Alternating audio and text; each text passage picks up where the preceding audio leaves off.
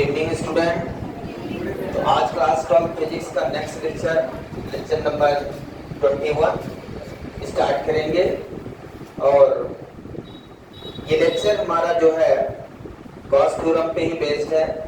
कल हमने Gauss theorem की स्टडी की थी, जिसका स्टेटमेंट आप सभी को याद है, मैं ऐसा उम्मीद करता हूँ, और डेरिवेशन भी।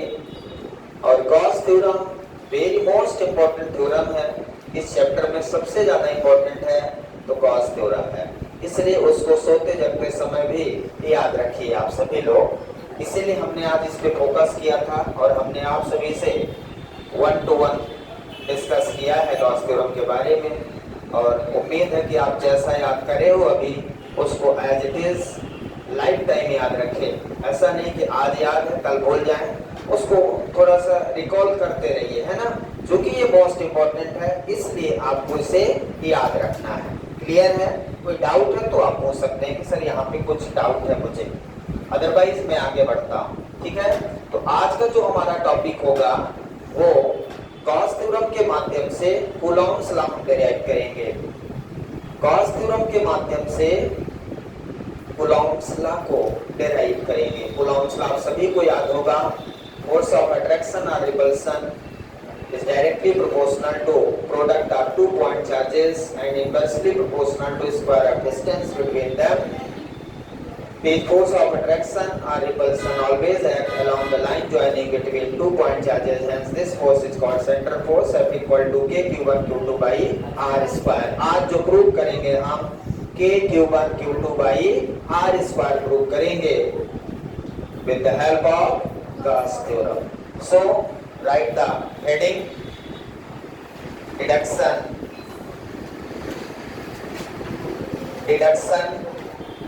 of Coulomb's law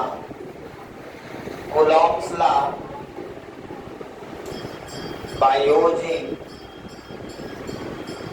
Gauss theorem.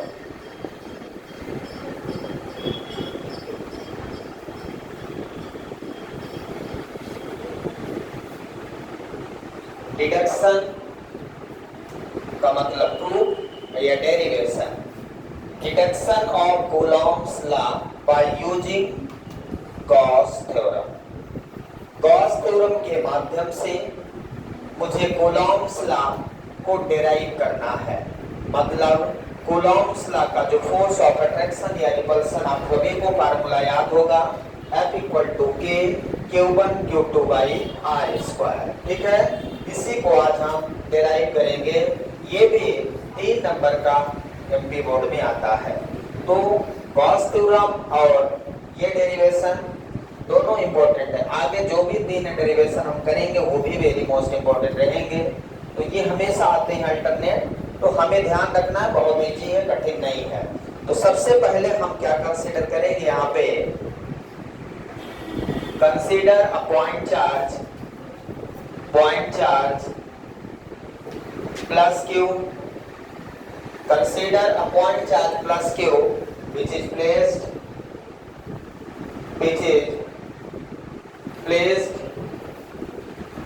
at the center of sphere. Is closed surface लिख देता हूँ, सेंटर ऑफ क्लोज सरफेस।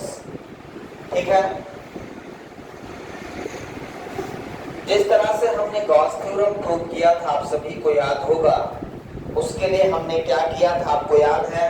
सबसे पहले एक पॉइंट चार्ज लिया था प्लस क्यू, याद है क्या? आपको याद है कि कल हमने जब गॉस थ्योरम प्रूव किया था तो सबसे पहले हमने पॉइंट चार्ज कंसीडर किया था, जिसे सेंटर पे रख दिया था। अब दूसरा, यदि मुझे deduction of Coulomb's law by using Gauss theorem, मतलब गॉस थ्योरम लगाना है, तो पहली नेसेसरी कंडीशन क्या है? चार्ज को क्लोज करना। गॉस थ्योरम हम तब लगा सकते हैं जब चार्जेस क्लोज हो, चार्ज उस क्लोज सरफेस के अंदर हो। सभी चार्जेस क्या हो? Inside of the close surface. Clear है? और यदि कोई चार्ज क्लोज सरफेस के बाहर है तो आपको मैंने कल बताया था वहां गॉस थ्योरम एग्जिस्ट नहीं करती क्योंकि उसका नेट इलेक्ट्रिक फ्लक्स 0 हो जाता है। प्रूव किया था कल हमने, सभी को याद है। अब हम सबसे पहले यहाँ पे एक गॉसियन सरफेस कंसीडर करेंगे। पहले यहाँ पे ऐसा समझें, कूलॉम्स लॉ के लिए दो चार्ज का होना जरूरी है कि नहीं? एक सोर्स चार्ज है, दूसरा टेस्ट चार्ज हम यहाँ लेंगे। अब आप ऐसा समझिए, मान लीजिए टेस्ट चार्ज को हम यहाँ रख दें तो ये प्लस क्यू चार्ज क्या करेगा उस टेस्ट चार्ज पे? Force of repulsion. Test charge always positive. किसी को लगता है क्या नेगेटिव होता है? किसी को लगता है क्या कि टेस्ट चार्ज नेगेटिव होता है? टेस्ट चार्ज की जब भी हम बात करेंगे, test charge always positive, test charge never be negative sign. Test charge negative नहीं होता है। यदि हम कभी टेस्ट चार्ज की बात करें तो आपके दिमाग में क्या रहेगा? वो हमेशा पॉजिटिव रहेगा। और जो हमने पॉइंट चार्ज लिया है वो किस नेचर का है? प्लस नेचर, पॉजिटिव है। अब टेस्ट चार्ज भी पॉजिटिव, तो ये सोर्स चार्ज उस टेस्ट चार्ज पे क्या करेगा? फोर्स ऑफ रिपल्सन लगाएगा। मान लो हमने यहाँ पे टेस्ट चार्ज रख दिया तो ये सोर्स चार्ज क्या करेगा? इसको बाहर की ओर फेंकेगा और वहां तक ले जाएगा जहां तक उसकी फील्ड होगी, फील्ड के बाहर फेंक देगा। तो मान लो यहां तक इसकी फील्ड है और ले जाके यहाँ पे वो चार्ज रोक गया।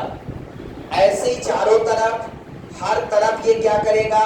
कहीं भी आप रख दोगे, यहाँ पे रखोगे तो ऐसे फेंक देगा, यहाँ पे रखोगे ऐसे, यहाँ पे रखोगे यहाँ, मतलब ये क्या करेगा?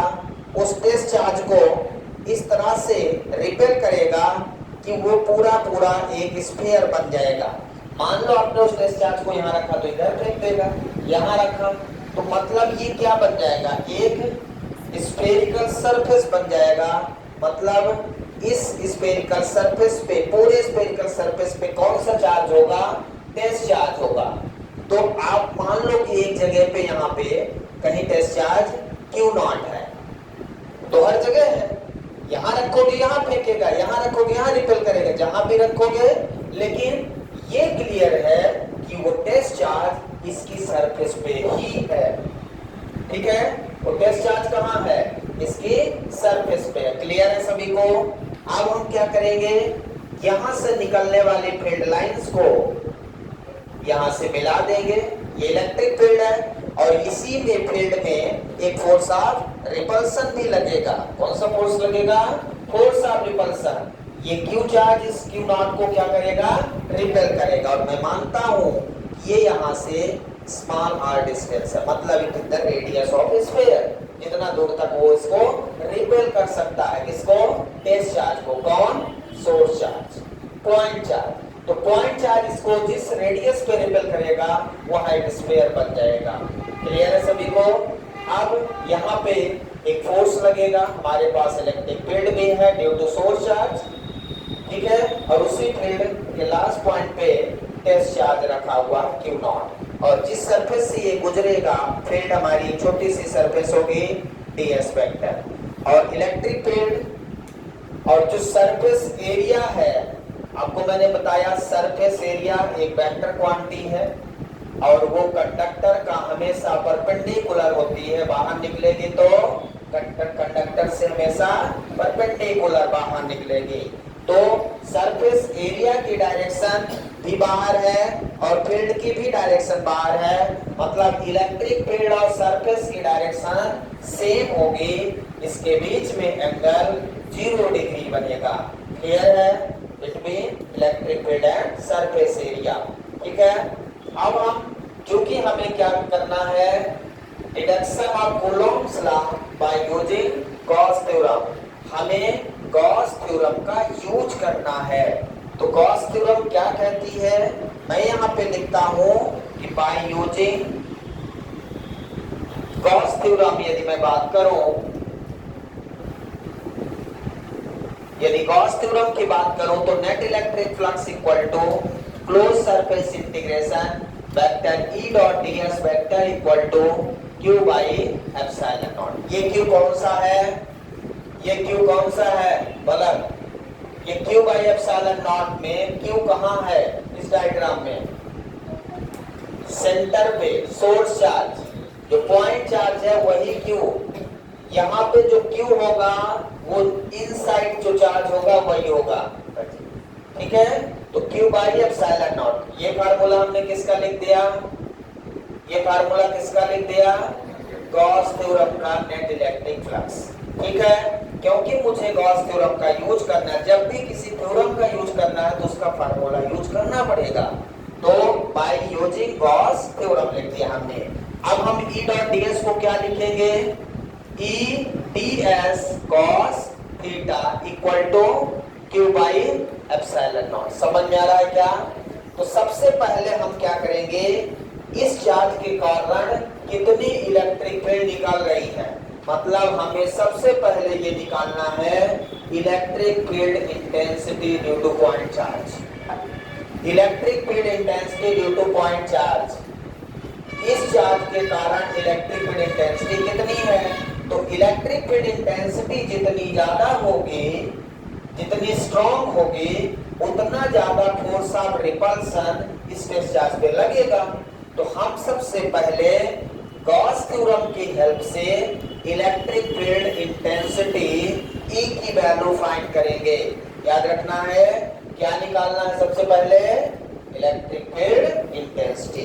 तो आपको याद है यहाँ पे एंगल कितना है, इलेक्ट्रिक फील्ड और ds के बीच का एंगल कितना है, 0 डिग्री। सभी को समझ में आ रहा है, थीटा 0 है तो cos 0 की वैल्यू 1 है। इस पे रख देंगे, यहाँ पे रख देंगे, तो क्या बचेगा हमारे पास, close surface integration E ds cos theta की जगह 1 हो गया equal to Q by epsilon naught. Clear है यहां तक सभी को, कोई डाउट है? अब आगे देखिए, इसके बाद अब E को बाहर ले लें, क्या बचेगा, close surface integration ds, E बाहर आ गया equal to Q by epsilon naught. जब हमने गॉस थ्योरम प्रूव किया था, ध्यान दीजिए, तब हमने electric field intensity due to point charge की वैल्यू रखी थी, E की value 1/4 pi epsilon not Q by r square रख दिया था। लेकिन इस बार रखना नहीं है, इस बार निकालना है, E की वैल्यू निकालना है, याद रखिएगा। ठीक है ना?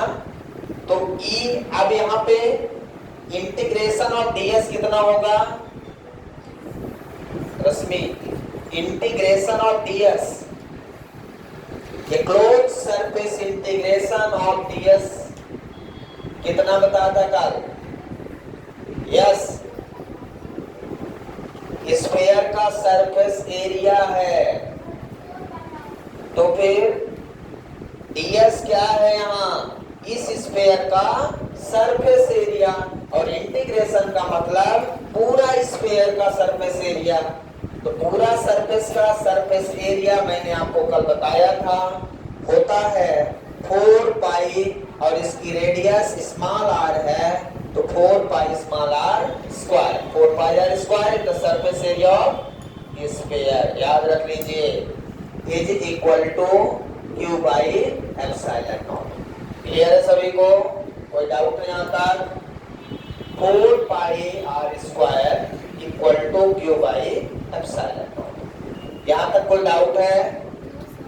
इसके बाद इक्वल टू मुझे निकालना है, तो इस 4 पाई r स्क्वायर को इधर ले जाएं, डिवाइड कर लें, तो कितना हो जाएगा, 1/4 पाई एप्सिलॉन नॉट, और Q बाई r स्क्वायर लिख दूं, Q बाई, Q पहले से था, एप्सिलॉन नॉट को इसके साथ 4 पाई epsilon not r square, Q by r square.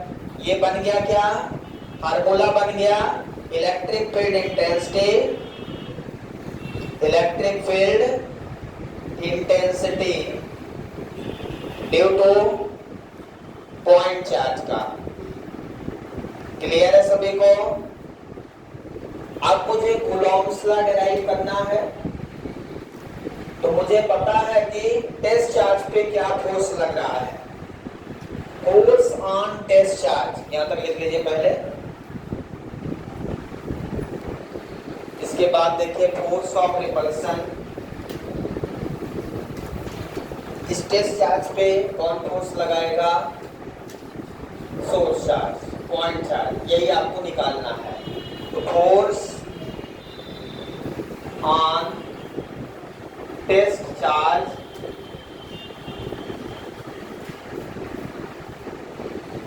Due to point charge, that is electrostatic force, that is electrostatic force। Formula पता है इलेक्ट्रोस्टैटिक फोर्स का? that is electrostatic force act on test charge due to plus Q charge. तो test charge पे force कितना लगेगा? F equal to Q naught E. पढ़ा आपने? F equal to Q naught E पढ़ा है क्या? इलेक्ट्रिक फील्ड इंटेंसिटी के डेफिनेशन में ही मैंने बताया था E equal to F by Q naught, E equal to F by Q naught. तो F equal to Q naught E. Clear है सभी को? तो F equal to Q naught ई है। अब यहाँ पे आपको क्या करना है? E इलेक्ट्रिक फील्ड इंटेंसिटी जो आपने निकाला है, यहाँ पे इलेक्ट्रिक फील्ड इंटेंसिटी निकाल चुके हैं, उसकी वैल्यू यहाँ पे पुट कर देना है। तो F equal to Q naught, electric field intensity आपने कितना फाइंड किया है? 1/4 pi epsilon naught Q by R square is equal to 1/4 pi epsilon naught Q naught divided by R square. तो आपका इलेक्ट्रोस्टैटिक फोर्स कितना आ गया? F equal to 1/4 pi epsilon naught Q naught divided by R square. So this is called electrostatic force. यही है आपका Coulomb's law. ये क्या है? Coulomb's law. वहाँ Q1 Q2 लिखते थे, यहाँ Q नॉट है। दो चार्ज हैं, एक Q एक Q नॉट। एक चार्ज दूसरे चार्ज पे फोर्स लगाता है, एक तो कूलॉम्स लॉ है। तो पॉइंट चार्ज टेस्ट चार्ज पर फोर्स कितना लगा रहा है उसको हमने यहाँ से डिराइव कर दिया। क्लियर है सभी को? तो F इक्वल टू कितना आ गया? 1/4 pi epsilon naught Q not. Coulomb's law के लिए दो चार्ज का होना जरूरी है, Q1 Q2। तो Q1 की जगह हमारा सोर्स चार्ज हो गया पॉइंट चार्ज, और Q2 की जगह हमारा हो गया क्यू नॉट। दो चार्ज यहाँ पे है। इस तरह से आपने गॉस थ्योरम की हेल्प से कूलॉम्स लॉ को डिराइव कर दिया है। यहाँ तक कोई डाउट है किसी को? तो ये आपका इंपॉर्टेंट डेरिवेशन हो गया। इसके बाद हम डिस्कस करेंगे continuous charge distribution. Charge distribution किस तरह से होता है? अभी तक हमारे पास एक ही चार्ज था, अब चार्ज को कैसे डिस्ट्रीब्यूट करेंगे? तो हेडिंग लगाएंगे सभी लोग, continuous charge distribution. Charge distribution, continuous charge distribution मतलब हमारे पास जो चार्ज डिस्ट्रीब्यूशन है, जैसे कोई एक स्फेरिकल बॉडी है, उस पूरी स्फेरिकल बॉडी में आपने चार्ज को डिस्ट्रीब्यूट कर दिया। हमारे पास एक लाइन है, इस पूरी लाइन में आपने चार्ज डिस्ट्रीब्यूट कर दिया। अभी तक एक जगह पे चार्ज रहता था, अब आपका चार्ज जो रहेगा किसी लाइन में यूनिफॉर्मली डिस्ट्रीब्यूट हो जाएगा, किसी सीट में यूनिफॉर्मली डिस्ट्रीब्यूट हो जाएगा, किसी वॉल्यूम में, किसी क्यूब में यूनिफॉर्मली चार्ज डिस्ट्रीब्यूशन होगा। मतलब चार्ज उस बॉडी में हर जगह फैल जाएगा। डिस्ट्रीब्यूशन मतलब ये चार्ज डिस्ट्रीब्यूशन, पॉइंट चार्ज और चार्ज डिस्ट्रीब्यूशन दो अलग अलग शब्द हैं। पॉइंट चार्ज का मतलब एक पॉइंट चार्ज कहीं रख दिया आपने, है ना। अब चार्ज बहुत सारे होंगे, चार्ज बहुत सारे होंगे और वो चार्ज बॉडी में मूव करेंगे। क्या होंगे, बॉडी में मूव करेंगे। मतलब जो भी चार्ज डिस्ट्रीब्यूशन हम करेंगे वहां पे कंडक्टिंग बॉडी रहेगी। क्या रहेगी, कंडक्टिंग बॉडी रहेगी, ये ध्यान रखना है। तो हम जो चार्ज डिस्ट्रीब्यूशन करेंगे, पहला है इसमें लाइन और linear charge distribution. Charge distribution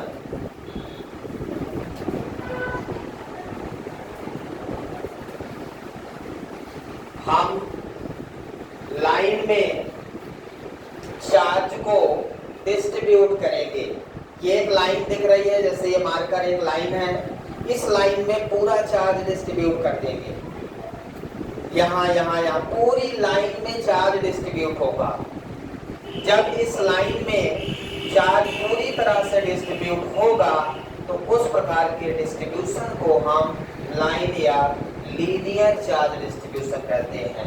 मतलब when charge plus q uniformly distributed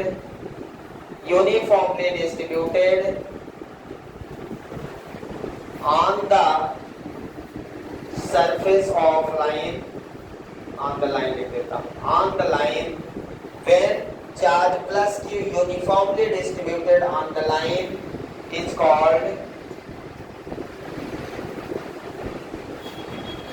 linear or line charge distribution। समझ में आ रहा है?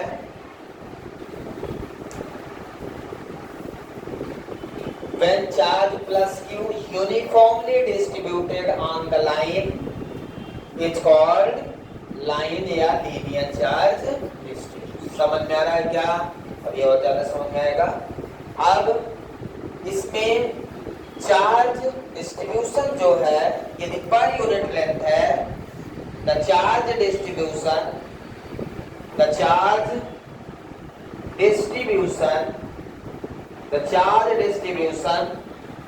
in per unit length,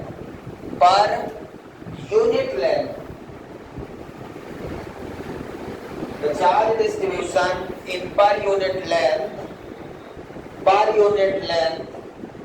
is called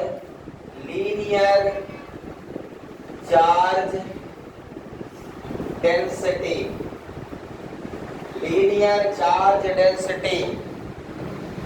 Charge distribution in per unit length is called linear charge density। It is denoted by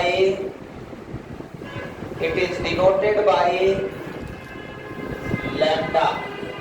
इसे lambda से denote करते हैं। तो formula क्या बनेगा? अब देखिए हमारे पास लाइन कैसी है, ये एक लाइन है, इसमें चार्ज यूनिफॉर्मली डिस्ट्रीब्यूट है ये। और यदि किसी लाइन में चार्ज डिस्ट्रीब्यूट है तो उस चार्ज की डेंसिटी क्या है? चार्ज कहाँ ज्यादा कहाँ कम, यूनिफॉर्मली है तो चार्ज ज्यादा है, मतलब इस पूरी लाइन में चार्ज है तो उसकी डेंसिटी क्या है, इसे जानने के लिए हम linear charge density lambda represent करते हैं। ठीक है, ये लाइन कैसी भी हो सकती है, ये लाइन ऐसी भी हो सकती है।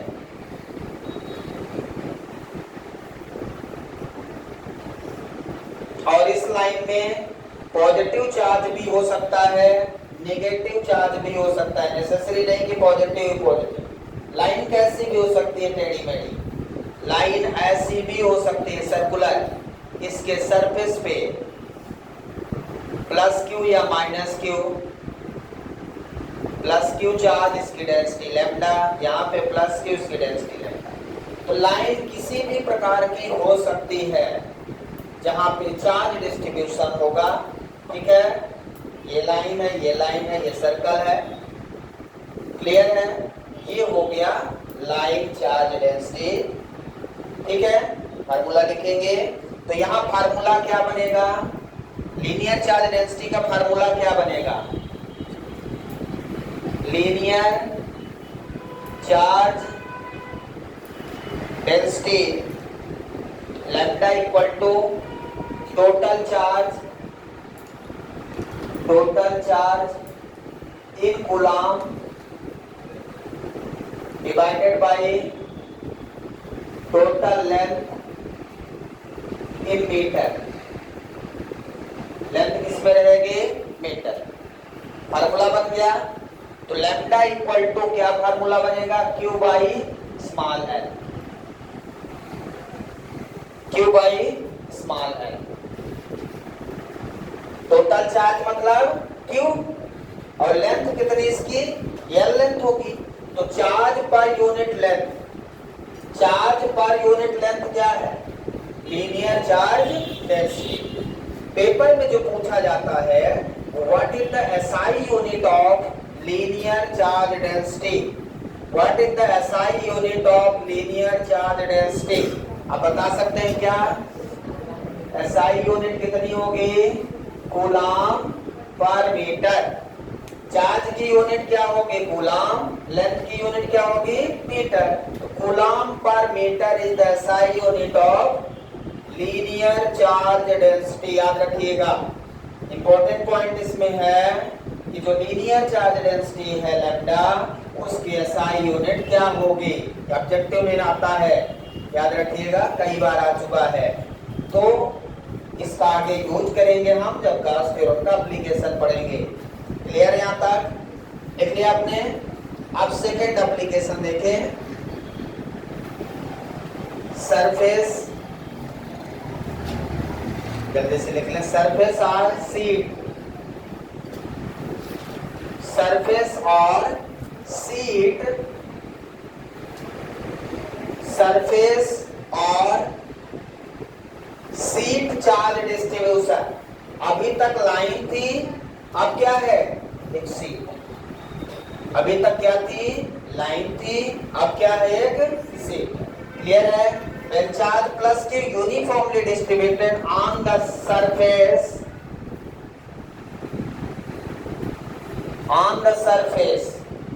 it's called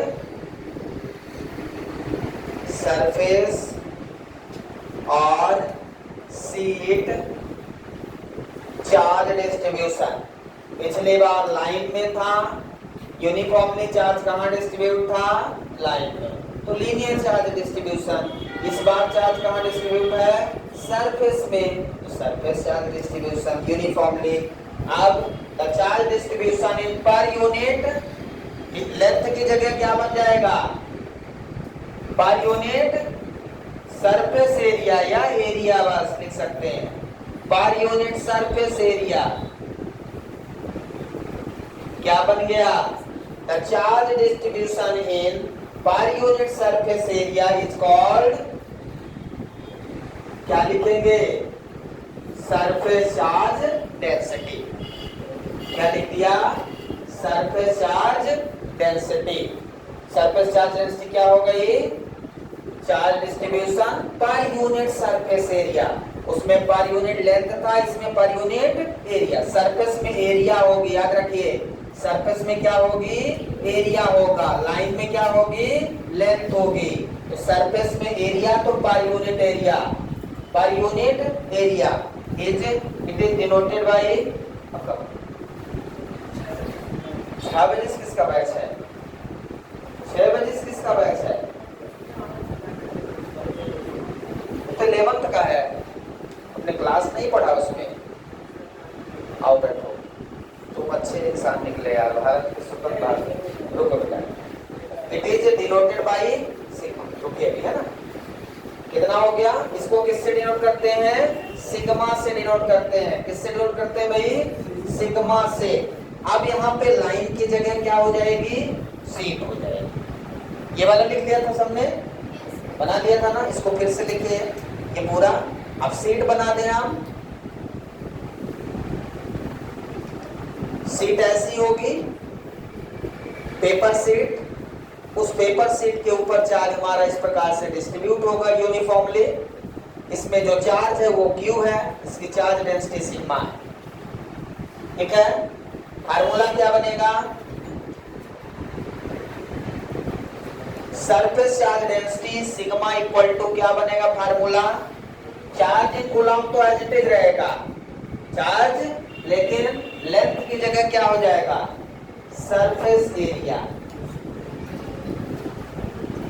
surface area in metre square, metre square, surface area in metre square, ठीक है।